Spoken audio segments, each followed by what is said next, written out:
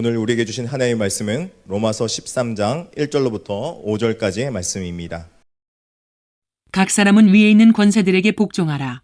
권세는 하나님으로부터 나지 않음이 없나니 모든 권세는 다 하나님께서 정하신 바라.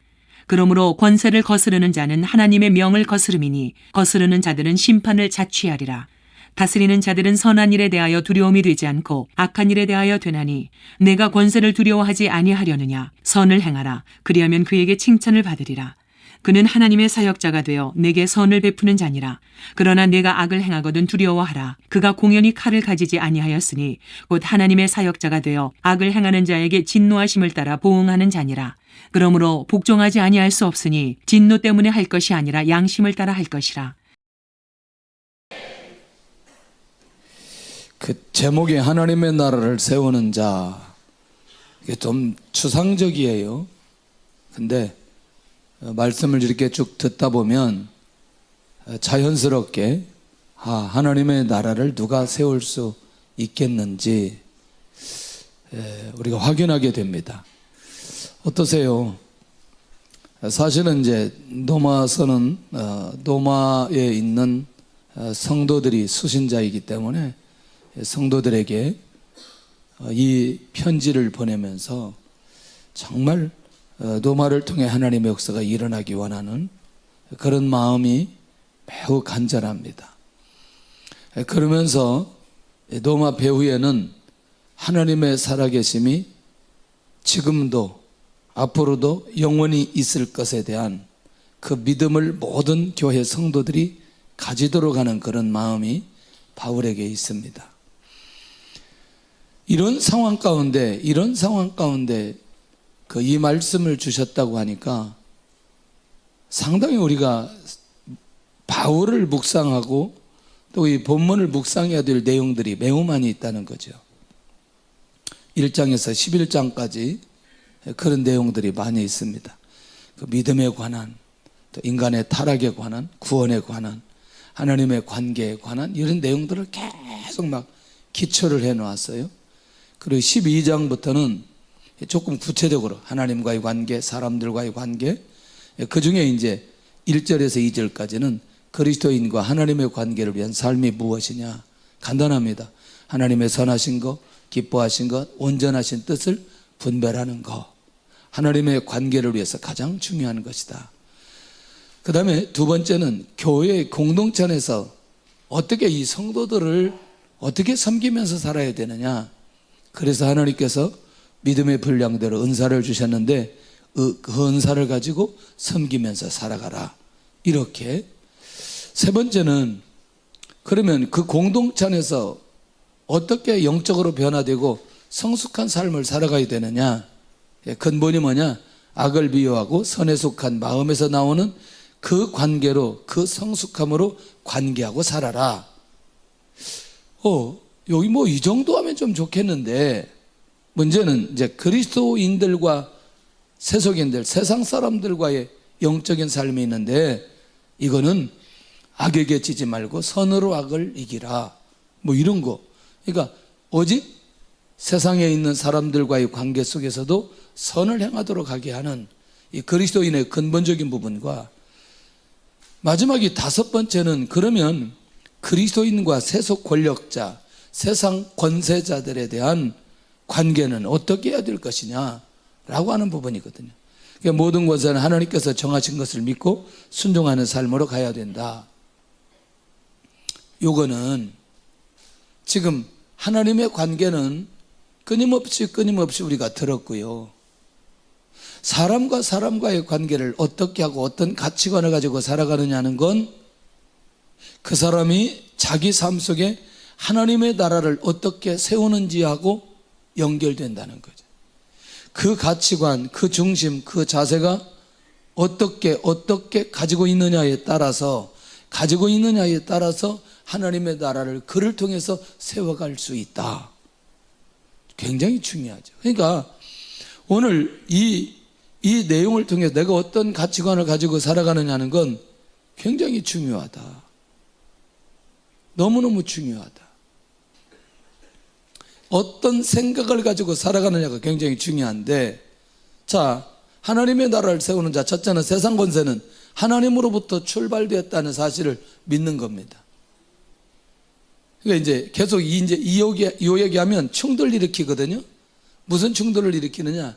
악행을 행하고 또 우상 숭배하고 독재를 하고 뭐 정말 백성들을 힘들게 하고 이런 사람들도 하나님의 권세라고 얘기하느냐? 계속 듣고 얘기하시기를 바랍니다. 내려놓고 그런 생각들 내려놓고 머릿속에 자기 생각 속에 그런 사람을 생각하면서 말씀을 받으면 굉장히 충돌이 일어나니까 일단 다 듣고 결론 내리시기를 바랍니다. 무슨 말인지 이해되시죠? 그러니까 다 듣고 결론 내려도 되니까 지금은 그냥 받을 때 편안하게 받으셨으면 좋겠어요. 모든 권세는 하나님으로부터 나왔다. 하나님께서 허락하신 세상 권세는 하나님의 주권 안에 있다. 왜? 그게 하나님의 구속사의 놀라운 그 역사를 계획하고 이루시기 위한다. 너무나 또 이것도 추상적이에요. 그러면 좀 현실적인 얘기 좀 할게요. 바울에 대한 이걸 제가 몇 가지 설명을 하면 이해가 될 거예요. 그리스도인들에 대해서 적대적이고 공격적인 박해 상황이 이미 시작되었어요. 사도 바울이 이 서신서를 쓸 때에 분위기 이해하시겠죠? 그러면 당장 로마에 가면 누가 이런 어려움을 당할 수 있어요? 에?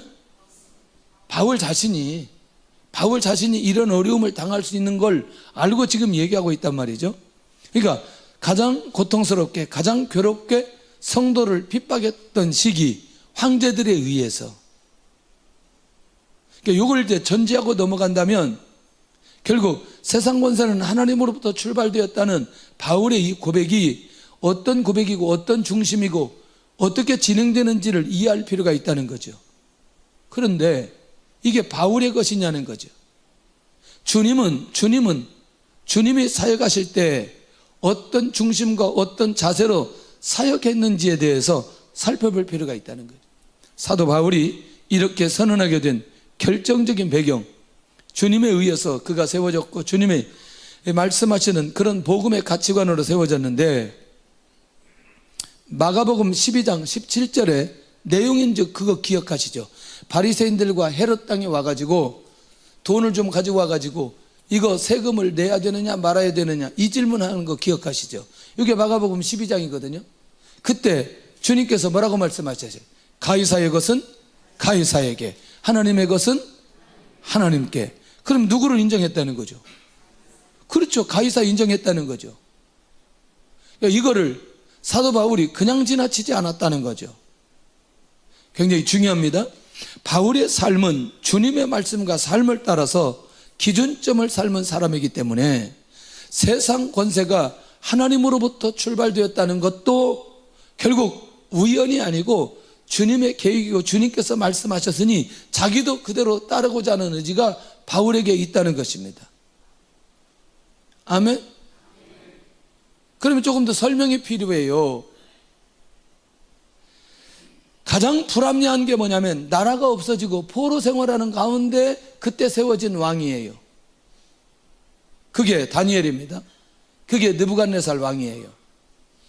다니엘서 4장 25절에 느부갓네살이 꿈을 꾸고 그 꿈을 해석합니다. 다니엘이.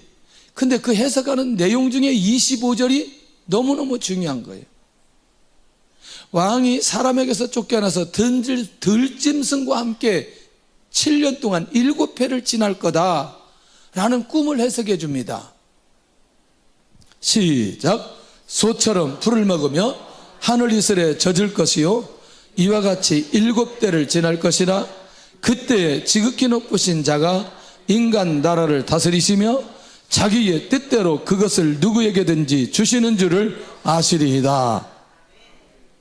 아멘. 바벨론이라는 나라는 유다를 멸망시킨 나라예요. 다니엘은 그 나라에서 포로로 잡혀간 이 시즌에 느부갓네살 왕이 7회를 소처럼 풀을 먹고 하늘 이슬에 젖을 그때에 하나님의 절대 주권에 의해서 하나님께서 인간 나라를 다스린다는 사실을 이때 깨닫게 될 거다. 할렐루야. 그러니 느부갓네살 왕이 바벨론 왕이 된 것도 누가 세우셔서? 하나님께서 세워주셔서 왕이 되셨다. 이해돼요, 안 돼요? 설득이 돼요, 안 돼요? 이게 계속 이제 오늘 이런 얘기인데, 그러니까 이 권세도, 이 왕도 누구로부터 시작되었다? 하나님으로부터 시작되었다 라는 사실을 인정할 수밖에 없다는 거죠. 그러니 하나님의 나라를 세우는 자는 세상 권세를, 세상의 왕들, 통치자들을 바라보는 눈도 성경적이어야 되고 복음적이어야 되고 하나님의 주권 안에서 그게 해석되어야 되고 이해되어야 되고 고백되어야 될 필요가 있다는 것이죠. 할렐루야. 그러면 잠언 기자는 세속적인 권세에 대해서 뭐라고 말하는지 잠언 8장 15절 16절에 한번 살펴보니까 나로 말미암아 왕들이 치리하며 방백들이 공의를 세우며 나로 말미암아 재상과 존귀한 자 그 세상의 모든 재판관들이 다스리니라. 그러니까 왕부터 시작해서 모든 재판관까지 누가 세우신다? 하나님이 세우신다. 그러면 잠언 기자는 누구예요? 잠언 기자는 솔로몬이잖아요. 그러니까 왕이 이렇게 고백하는 건 하나님의 절대 주권을 믿고 하나님으로부터 나왔다는 사실을 믿는 사람만이 이렇게 고백할 수 있는데, 결국 다윗이 왕이 되는 것도 솔로몬이 왕이 되는 것도 결국 누구의 계획 속에? 하나님의 계획 속에 세워주셨다는 이 사실. 자, 그러면 이 내용에 대해서 아까 다니엘서를 통해서 잠언서를 통해서 일단 하나님의 절대 주권에 의해서 세워지는구나. 그러면 제가 이렇게 말씀드리면 어떨까요? 요셉이 꿈의 사람인 거 맞죠? 요셉도 하나님께서 세워주셨죠. 누구의 통치 아래 있어요? 뭔 소리? 그렇지. 애굽 누구? 바로의 통치 아래 있죠. 맞아요, 안 맞아요? 아니, 자기 마음대로 야곱의 자녀들을, 그 식구들을 애굽 땅에 이주한 거 아니잖아요. 누가 허락했어요? 왕이 허락한 거죠. 그런데 그 바로를 누가 잡고 있어요? 하나님이 잡고 있죠. 이 원리를 잘 이해하면 좋겠다는 거죠. 네. 그러니까 이 원리만 잘 이해되면 놀라운 역사가 일어나게 되는데, 여러분들 어떠세요? 마지막에 모세가 이스라엘 민족을 출애굽을 시킬 때 누구하고 자꾸 흥정해요? 그걸 흥정이라고 말해요? 협상이에요, 협상. 협상이 맞겠죠. 누구하고 협상해요? 예. 왜냐하면 누가 내주어야 돼요? 왕이 내주어야 되는 거예요. 하나님이 직접 하나님의 방법을 하실 수 있다니까요. 그런데 그런 때는 따로 있어요, 또. 그러나 이런 것들을 우리가 잘 생각해 보면 그것을 통해서 하나님께서 어떤 일을 진행하시고 어떻게 이걸 통해서 하나님께서 구속사를 이루가는지에 대한 눈이 열려야 될 필요가 있다는 거죠. 그러니까 모든 권세는 누가 정하신 거다? 하나님께서 정하신 거다. 다시 하나를 더 들으면 이제 이해가 될 거예요. 십자가 죽음 앞에서 주님이 빌라도에게 말씀하신 내용을 들어보니까 아마 쉽게 이해가 될 거예요. 이제 신문을 하면서 빌라도가 주님에게 이렇게 얘기합니다. 내가 널 놓을 권세도 있고 십자가에 못 박을 권세도 있는 줄 알지 못하느냐? 주님한테 지금 그렇게 얘기하는 거죠. 마치 주님을 잡고 주님을 살리고 죽이고 하는 권세가 자기에게 있는 것처럼 빌라도가 이렇게 얘기한단 말이죠. 실제로 그런 것처럼 보여요. 그런데 주님께서 뭐라고 말씀하시느냐? 위에서 주지 아니하셨다라면 나를 해야 할 권세가 없으리라. 그러니 빌라도가 예수님을 죽이도록 언도를 내리는 것도 누구의 허락에 의해서?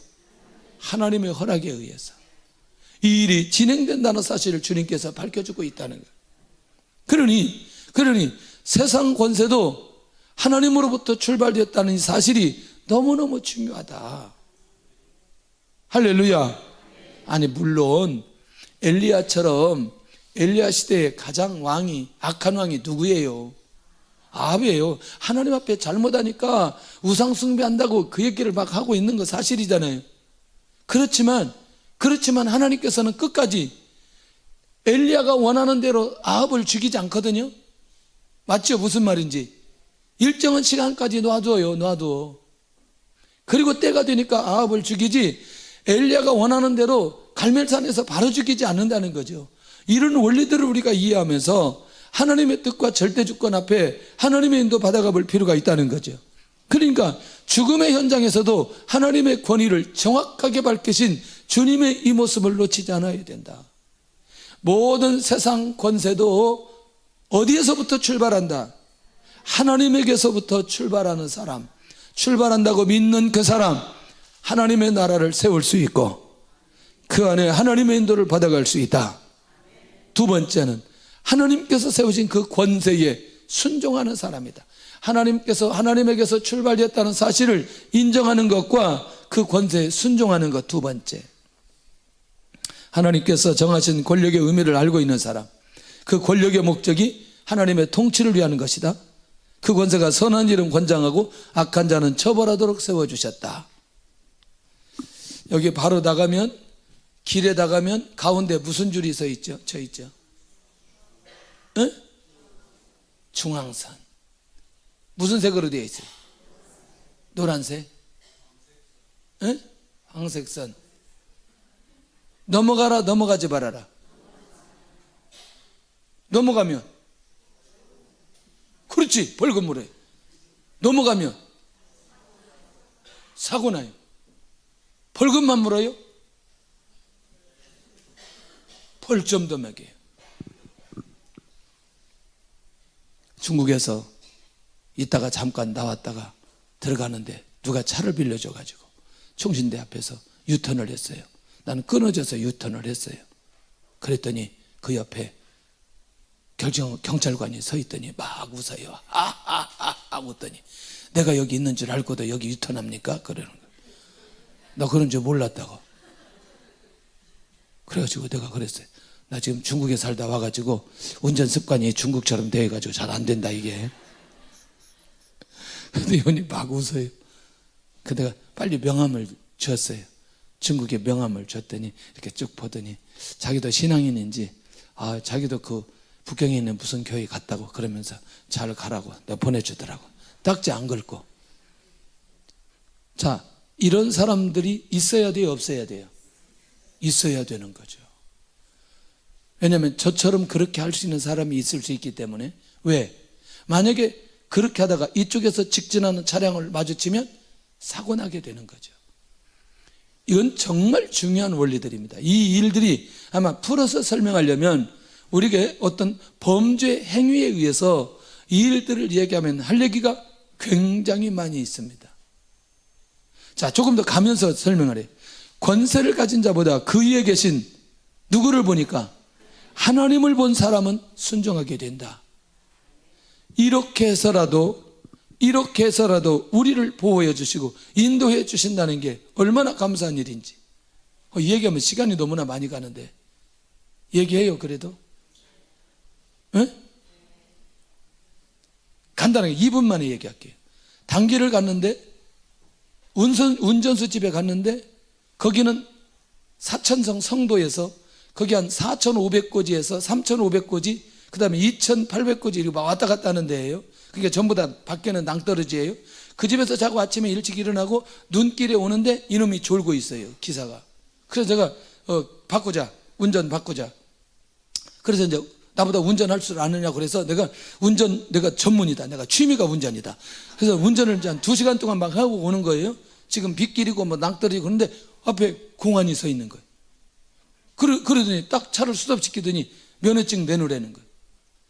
면허증이 뭐 있나? 한국 것밖에 없지. 면허증 없다 그랬더니 나보고 내리라는 거예요. 내려가지고 그 옆에 있는 집으로 집어 넣는 거예요. 그 사람을 막 닥달을 하는 거죠. 그러면서 하는 말이 마지막, 우리는 외국인을 보호할 책임이 있기 때문에 이제 이렇게 얘기하는 거죠. 그리고 바꿨어요. 운전 기사를 딱 바꿨어요. 2km 앞에 모든 도로가 빙판인 거예요. 모든 도로가. 그러니까 제가 항상 단기할 때 이 얘기를 꼭 하거든요. 그러니까 이렇게 생각하는 거죠. 하나님께서 우리를 보호하셨다. 제가 아무리 운전을 잘해도 현지인 만큼 그 지리를 잘 모를 텐데, 아니 빙판이어도 무슨 이게 가드레일이 있는 게 아니고 아무것도 없어요. 그냥 이 밤에 눈이 와가지고 눈이 녹아가지고 이쪽부터 이쪽까지 이게 길이 어딘지 이게 모를 정도로 이게 얼어버린 거예요. 그 깨달은 거죠. 아, 하나님께서 이 사람을 통해서 사람을 바꾸어서 운전하게 하고 우리를 보호하셨다. 그렇게 이제 저는 믿는 거죠. 무슨 말인지 이해되시죠? 그러면 그 사람이 거기 서 있었지만 궁극적으로 그 사람을 하나님께서 거기 세워놓고 우리를 보호하신 것 아니냐, 이렇게 봐야 되는 거죠. 그러니까 여러분들, 이렇게 권세 가진 자가 독재를 하고 우리를 위해서 악행을 하는 그거 말고 이게 있어야 국가의 아름다운 질서가 잘 세워지게 되고 그 국민이 안전하게 갈 수 있고, 그리고 또 하나님의 뜻을 바라보며 인도받아 갈 수 있다. 일단은 조금 더 중요한 얘기 더 할게요. 자, 보세요. 요 얘기하면 이제 조금 더 이해가 될 거예요. 출애굽을 하기 전에 이스라엘 민족이 누구의 통치 속에 있었어요? 바로의 통치 속에 있었어요.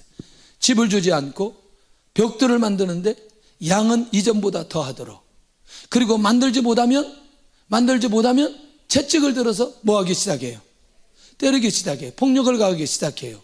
그런데 이 고통이 너무너무 심하니까 이 신음소리가 하나님 앞에 들린 거예요. 하나님께서 그 신음소리를 들으시고 결정을 하셨어요. 뭐 하기로 결정하셨어요? 그렇죠. 하나님의 시간표와 백성들의 고난으로 출애굽의 역사가 시작되어진 걸 보게 된다는 거예요. 그러니까 그것도 지나고 나서 보니까 하나님의 주권 안에서 진행되었다는 사실을 확인할 수 있는 거죠. 지금 제 말 이해가 되나요? 무슨 말인지 이해가 되나요?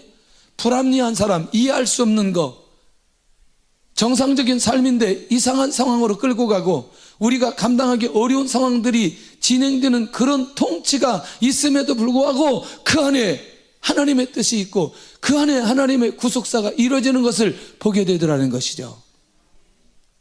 이 감각을 갖는 게 쉬운 문제가 아닙니다. 그럼에도 불구하고 하나님의 절대주권 앞에 가는데, 지난번에 그 19세 이하 월드컵 할 때 우리나라하고 일본하고 마지막 결승전에 붙었어요. 축구하는데. 그런데 세상에 멀쩡하게 시작부터 경고를 주더니 조금도 경고 안 줄 때 또 경고를 주더니 한 명을 퇴장시키는 거예요. 우리나라 이게 전체적으로 보면은 이게 지지 않겠더라고요. 한 50대 50 정도 되더라고요. 그때 우리나라 19세 이하 일본 팀하고 이렇게 보니까, 제가 한국인이라고 해서 그렇게 막 실력을 그렇게 놨다 그렇게 얘기하는 게 아니고 비슷해요. 그러니까 한 사람을 퇴장 딱 시켜놓으니까 할 수가 없어요. 수비를 하느라고. 그러다가 3골 먹어가지고 졌어요. 그 내가 속으로 두고 보자 그랬어요. 그런데 그것도 인정해야 되는 거예요. 인정할 수밖에 없어요. 그러나 그걸 우리나라는 매스컴에 나오지 않았는데 외국에서 그거 놓고 계속 기사가 떴어요. 그 뭐 정직하지 못하다, 심판 이렇게 해서 일본이 이겼다 뭐 이런데. 근데 어제 우리나라 아시안 게임에서 일본 해가지고 이겼어요. 2대1로. 약간 좀 어떻게 이런저런 것도 있지만, 그래서 저는 그 결과가 이 결과로 주어졌다, 개인적으로 그렇게 생각하고 있어요. 믿거나 말거나. 네. 그 나는 위로를 받은 거죠. 그때 그걸 기억하면서. 나는 기도를 했어요. 하나님, 우리 팀이 이기게 하여 주옵소서. 왜 기도했느냐? 금메달 때문에 기도한 게 아니고, 이 친구들이 전부 다 프로에서 외국에서 뛰고 있는데 군대 가는 것보다 이것을 통해서 하나님의 영광을 나타낼 수 있으니까, 우리 국위 선양을 할 수 있으니까 이겨가지고 군대 안 가고 열심히 축구하게 해달라고. 그 2대1로 내 기도 때문에 이겼어요. 네. 근데 사실은 한 2골 더 들어가야 되는데 2대1로만 이겼어요. 2골 더 들어가 너무나 안타까워요. 결국 뭐냐? 어떠한 그렇게 불합리한 심판도 인정해야 되더라는 거죠. 결과에 대해서 인정해야 되더라는 거죠. 이 말 이해되시죠? 무슨 말인지? 그런 상황들이 수도 없이 우리 상황 속에 벌어질 때가 있다는 거죠. 자, 그러면 이 권세를 통해서 하나님께서 하시는 결정적인 일들, 악행하는 자들을 처벌하는 하나님의 사자와 같은 역할을 하기 때문에 악인의 심판과 처벌도 누구의 주권 안에? 하나님의 주권 안에. 이야, 그러니까 하나님께서 국가 권력을 통해서 어떤 법을 집행하고 악인들을 처벌할 때 하나님께서 동시에 또 하나님께서도 같이 징계하시고 그러시지 않는다는 거죠. 이미 하나님께서 국가 권력을 통해서 그것을 집행하게 되면 그걸로 그는 누구의 일을 하느냐? 하나님의 일을 하게 된다는 거죠. 그러니까 이런 원리 속에 하나님께서 세우신 권세에 순종하며 가야 될 필요가 있다는 사실이 매우 중요하다. 악인의 처벌은 하나님께서 직접 심판하시기도 하고 누구를 통해서? 권력을 통해서 행사하시기도 하신다. 주의 큰 은혜가 있기를 원합니다. 자, 제가 이제 요 얘기하면 쉽게 더 설명이 될 거예요. 자, 다니엘을 죽이기 위해서 다니엘을 시기하는 사람들이 다니엘에 대해서 참수하기 시작합니다.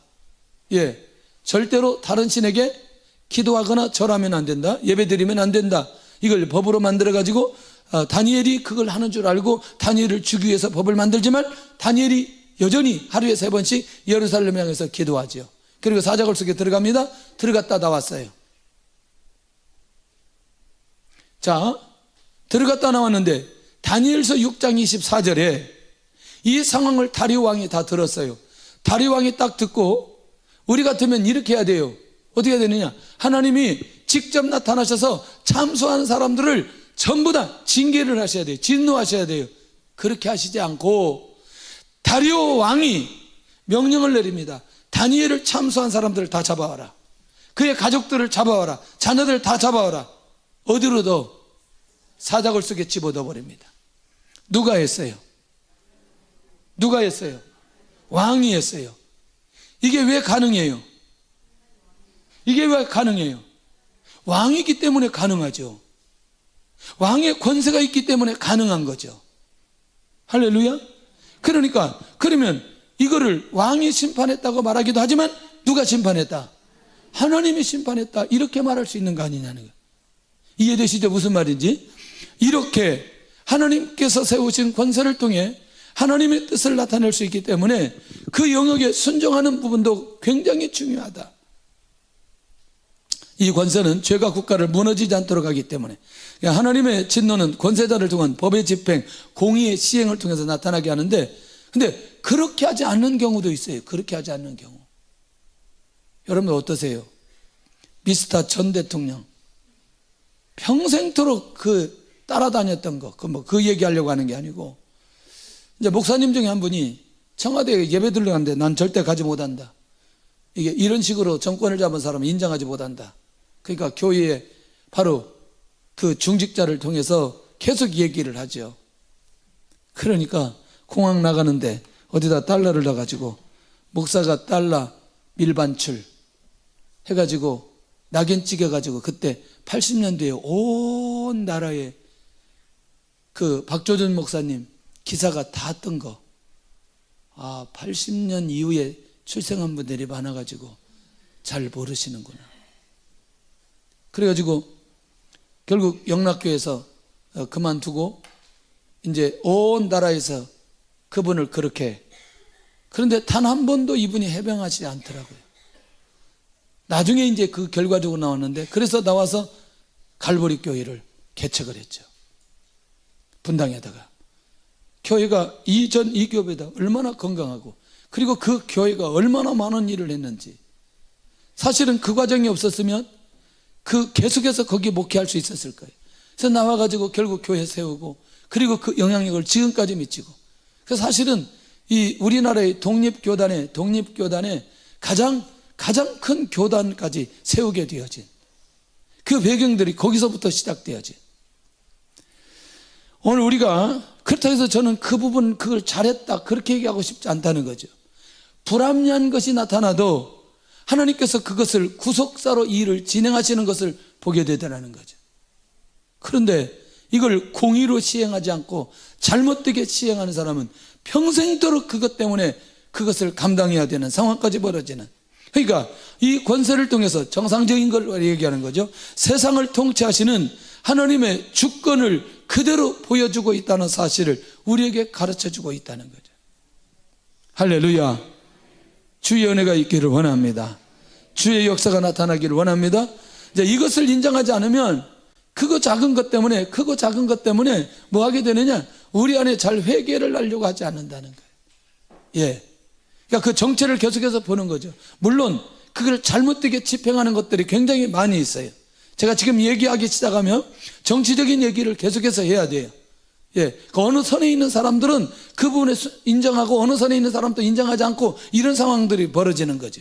그러니까 기본적인 것들만 우리가 한번 얘기해 보자는 거죠. 정상적으로 국가 권력이 국가가 가지고 있는 그것을 통해 하나님께서 하나님의 통치와 하나님의 주권을 보여주시는 것 또한 매우 많이 있다는 사실을 우리가 놓치지 않았으면 좋겠다. 할렐루야. 할렐루야. 그러나 우리가 국가가 가지고 있는 그것보다 더 상위법을 가지고 있죠.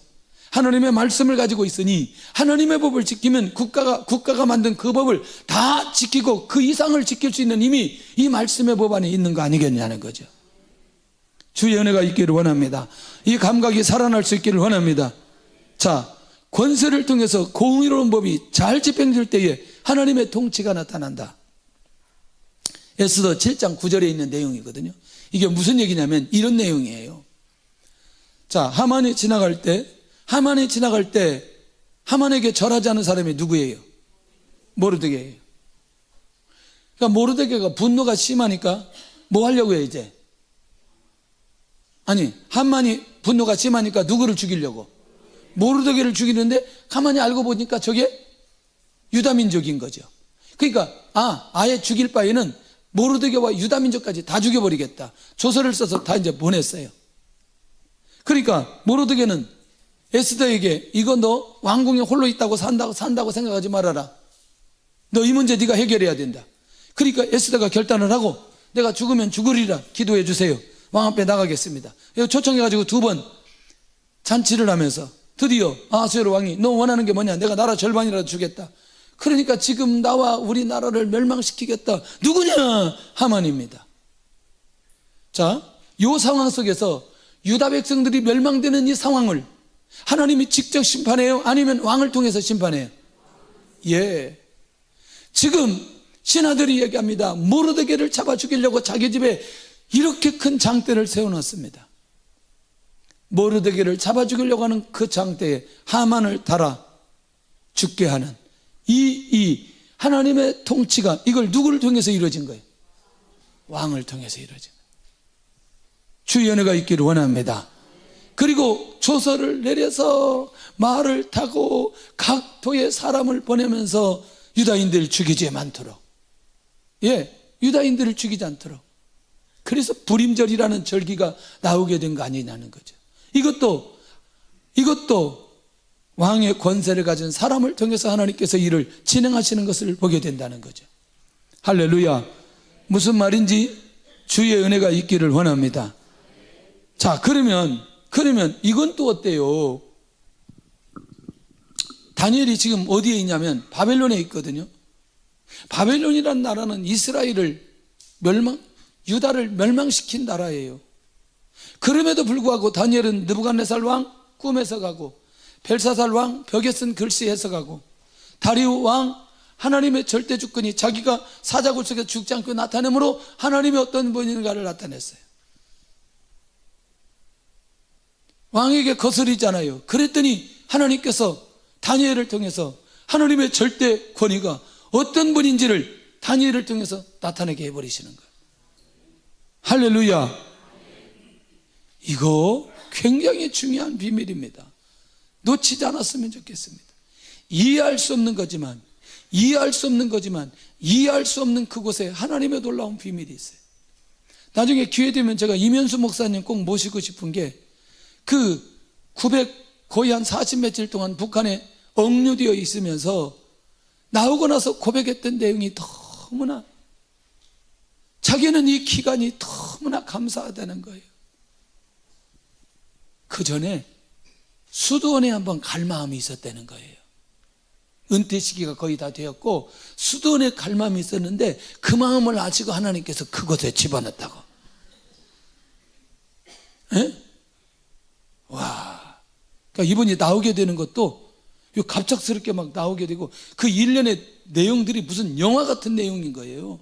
근데 그 안에서 주셨던 내용이 너무나 많은 거예요. 너무나 많은 거예요.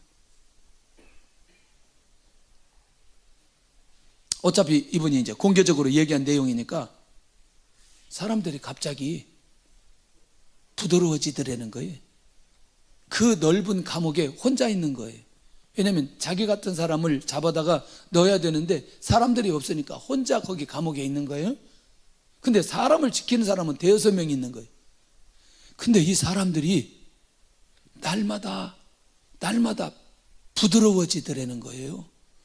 너무나 궁금했다는 거예요. 도대체 갑자기 내가 뭐 잘해주는 것도 아닌데 이 사람들이 왜 이렇게 잘해주나 봤더니 이 사람들은 24시간 이면수 목사님의 꼬투리를 잡기 위해서 지금까지 이면수 목사님이 설교한 내용을 매일 들어야 된다는 거예요. 그래가지고 그 설교를 듣고 우리말로 은혜를 받고 이 사람들의 마음이 막 변화가 일어나가지고 기가 막힌 말도 막 하고 막 그랬다는 거예요. 어떤 사람은 자기에게 싼 도시락도 가져와서 가져다 주기도 하고 막 뭐 이런 일들이 막 벌어지는 거예요. 와, 나중에는 복음까지도 전할 수 있는 그런 가까운 관계까지도 되는, 나중에 목욕탕까지도 같이 가게 되는 그런 상황까지 벌어졌다는 거예요. 그러니까 이거를 매일 설교를 듣는다는 거 한번 생각해 보세요. 그러니까 우리가 생각할 때 다 힘들고 어려운 그런 불합리한 것들이 일어난다 할지라도 나중에 지나고 나서 보면 그 안에 놀라운 하나님의 계획이 숨겨져 있다는 사실 또한 놓치지 않아야 된다는 거죠. 할렐루야. 그렇게 말하기로 하면 저는 분명히 2006년 9월 달에 제 의지가 아니고 중국 사람들의 의지로 11명하고 그들 33명하고 이스라엘에 갔는데 그 이스라엘에 간 거를 제가 선동해서 간 것으로 저를 정치 선동죄로 죄목을 준 거 아니에요. 와, 제 죄목이 7가지라니까요. 7가지 죄목을 가진 목사가 세관한교회 담임 목사예요. 지금 생각해 보니까 그때 그렇게 했기 때문에 일찍 나와서 또 다시 한국에서 사역을 하고 또 하나님의 인도 받아 하나님의 일을 할 수 있도록 기회를 주신 게 얼마나 감사한 일이에요. 그때는 한 번 했으면 우리 못 만나는 거예요. 별로 감사 안 하는데 감사해야 돼요. 이 감사하는 사람은 진짜 저를 사랑하는 사람이에요. 뭐 감사하고 뭐고 그냥 뭐 그러네. 근데 다 감사하는 줄로 믿고 이스라엘 민족을 멸망하게 만든 나라에 살면서 순종한다는 것 쉬운 문제는 아니다. 포로의 현실과 이 왕들의 세움을 하나님의 주권으로 믿었던 다니엘. 그래서 가능했다는 것. 이 왕들에게 충성을 하고 최선을 다한 삶을 살았다는 것. 자, 그래서 이제 이 세상 권세에 대한 약속을 붙들고 순종한 사람은 그 안에 어떤 사람이냐? 선을 행하는 사람에게 칭찬이 있다는, 오늘 이 얘기가 자기 안에 하나님의 말씀으로 붙든 사람이 순종할 수 있고, 이렇게 순종할 수 있는 그 사람이 하나님의 나라를 세울 수 있다는 거예요. 왜? 그 왕을 바라보는 게 아니고 그 통치자를 바라보는 게 아니라 누구를 바라보니? 하나님을 바라보니. 그러니까 그들에게 그 위에 하나님이 계시다는 사실을 느부갓네살 왕, 벨사살, 다리오 왕, 그에게 다니엘을 통해서 보여주는 것 아니냐는 거예요. 그것은 권세를 두려워하는 마음을 가진 사람만이 선을 행하게 된다. 여러분들, 우리가 대부분의 많은 사람들이 내가 죄를 지으면 뭘 받으니? 벌을 받으니 죄를 짓지 않아야 됐다고 생각하는 사람도 있는 거죠. 이것도 굉장히 기준점이 될 수 있다. 그 권세에 대해서 어떤 마음을 가지고 있느냐. 자, 그러면 마지막, 이게 중요합니다. 출발이 하나님에게서 출발하고, 그 다음에 그 권세 가진 자들에게 순종하고, 세 번째는 이 권세를 가진 자가 하나님의 사역자라는 사실을 인정하는 사람이다. 제 얘기 아니에요. 4절 보시기를 바랍니다. 4절 시작. 그는 하나님의 사역자가 되어 내게 선을 베푸는 자니라. 그러나 내가 악을 행하거든 두려워하라. 그가 공연히 칼을 가지지 아니하였으니 곧 하나님의 사역자가 되어 악을 행하는 자에게 진노하심을 따라 보응하는 자니라. 제 얘기 아니라니까요. 이 권세를 가진 자가 하나님의 누구라? 사역자라는 말이에요. 사역자라. 근데 한번 살펴봤어요. 하나님의 사역자는 어떤 사람을 가리키나 찾아봤더니 세상에 고린도후서 11장 23절에 그리스도의 일꾼이라고 말하고, 고린도후서 6장 4절에 하나님의 일꾼이라고 말하고, 에베소서 3장 7절에 복음의 일꾼이라고 말하고, 골로새서 1장 25절에 교회의 일꾼이라고, 이렇게 할 때 이 사역자로 사용된 거예요. 그러니까 아니 세상에 이 권세를 가진 자를 하나님의 사역자라고 표현했으니 그리스도의 하나님의 교회의 복음의 일꾼으로 인정하고 있다는 거예요. 하나님께서. 충격적이잖아요. 충격적이잖아요. 그러면 이제 우리가 이 부분에서 눈이 열려야 될 필요가 있다니까요. 그러면 하나님의 사역자로 기록한 가장 중요한 이유는 하나님의 종이라는 것과 하나님의 일의 성취를 위한 사람이라는 거죠. 맞잖아요. 하나님의 사역자라고 했으니까. 그렇다면 그들의 다스림 속에 분명한 하나님의 계획이 있다는 것도 우리는 알아야 될 필요가 있다는 거죠. 할렐루야.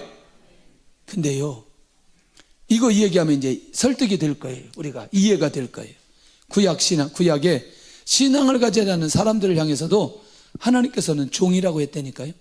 자, 에레미야 25장 9절, 27장 6절에 느부갓네살 왕에게도 하나님의 종이라고 말하고, 이사야 44장 28절에도 바사의 고레스 왕에게도 나의 종이라고 얘기한단 말이에요. 누구예요? 느부갓네살 왕. 아까 누구를 멸망하도록? 유다를 멸망하도록 바벨론을 세워서 전쟁을 일으킨 사람이 느부갓네살 왕이에요. 다 끝나가니까 이제 졸지 말고 저를, 눈 감지 말고 저를 쳐다보세요. 그 다음에 바벨론을 멸망하는 나라는 바산데 그때 왕이 누구예요? 고레스. 그러니까 느부갓네살 왕도 누가 세웠고 고레스도 누가 세웠고, 그러니 이들이 하나님의 종이라고 말하는 이 말의 의미를 이해할 수 있어야 될 필요가 있다는 거죠. 할렐루야. 주의 은혜가 있기를 원합니다. 주의 은혜가 있기를 원합니다. 불신앙 속에 있는 이들에게 하나님의 종으로 불려지고 있다는 것도 우리가 기억한다면, 이 땅의 모든 통치는 하나님의 통치에 의해서 이루어지고 있다는 사실을 우리에게 가르쳐주고 있다는 겁니다.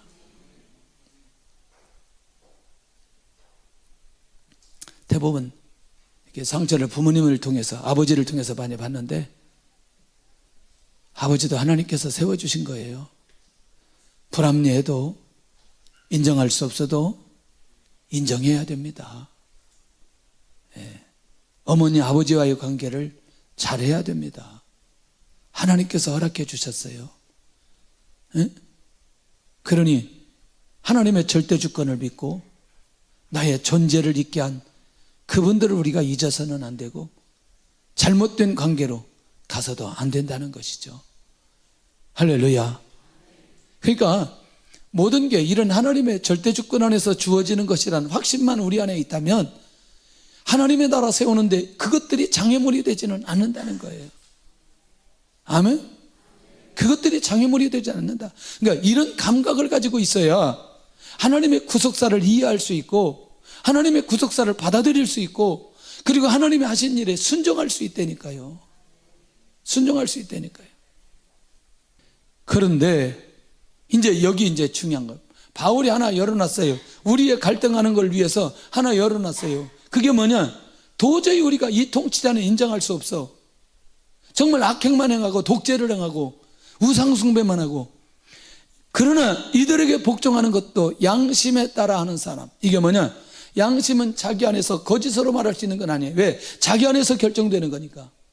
그러니까 자기 안에서 판단할 수 있는 그 양심은 그 권세를 가진 자를 판단할 수 있는 기능을 이미 주셨다는 거예요. 할렐루야. 악을 피하고 선을 행하도록 하기 위해 양심에 의해서 할 수 있는 기준을 이미 다 주셨다. 내가 어떤 자세로 어떻게 가야 될지 조금 더 가볼게요. 양심에 반하는 통치자에 대해서 양심에 반하는 요구를 할 때에 하나님의 나라를 세우기 위해서 사랑하는 마음으로 저항할 수 있게, 그렇게 양심이라고 이걸 얘기하고 있는 것을 보게 된다는 거죠. 5절 보겠습니다. 시작. 그러므로 복종하지 아니할 수 없으니 진노 때문에 할 것이 아니라 양심을 따라 할 것이라. 할렐루야. 할렐루야. 그러나 그럼에도 불구하고 보편적 상황 속에서는 하나님께 기도하고 인도받을 필요가 있다. 저는 어느 때인지 몰라도 어느 때부터는 아마 2000년 제가 중국에서 나와서부터 지도자들을 놓고 기도합니다. 요즘에는 대통령, 경기도지사, 우리 여기 시장 계속 기도해요. 모든 제가 막 그 어떤 상황들이 좋거나 나쁘거나 중요하지 않아요. 그냥 저는 제가 하나님 앞에 기도하고 하나님 이 나라가 바르게 가야 되는 게 중요하지 그 한 사람을 놓고 하는 건 아니에요. 바른 통치와 바른 정책을 통해서 우리나라가 건강하게 가게 해주시고 정말 끝까지 하나님의 교회들이 선교적인 사명을 감당하도록 역사해 주옵소서. 이런 마음이 제 안에 있어요. 그래서 끊임없이 기도해요. 기도할 수 있기를 원합니다. 우리가 내가 지지하는 대통령이 대통령이 됐다고 그때만 기도하고 그러지 말고 누가 되었든지 대통령이 되면 기도할 필요가 있어요. 지도자가 되면 기도할 필요가 있어요. 이게 복음적인 삶의 놀라운 비밀이에요. 결산은 누가 하시느냐? 하나님이 해주셔요. 하나님이 해주시니까 놓치지 않았으면 좋겠다. 할렐루야. 그래서 결론입니다. 모든 권력을 주관하시는 분이 하나님이라는 것을 아는가? 아는가? 그렇다면 하나님께서 세우신 권력에 순종하는가? 또 그 권력자가 하나님의 사역자라는 것을 인정하는가? 마지막은 권력자 앞에서 양심에 따라 사랑으로 저항할 수 있겠는가? 이것 또한 성도들이 가져야 될 믿음의 자세인 줄로 믿으시기를 바랍니다. 우리 찬양하면서 하나님 앞에 예물 드는 시간 갖겠습니다.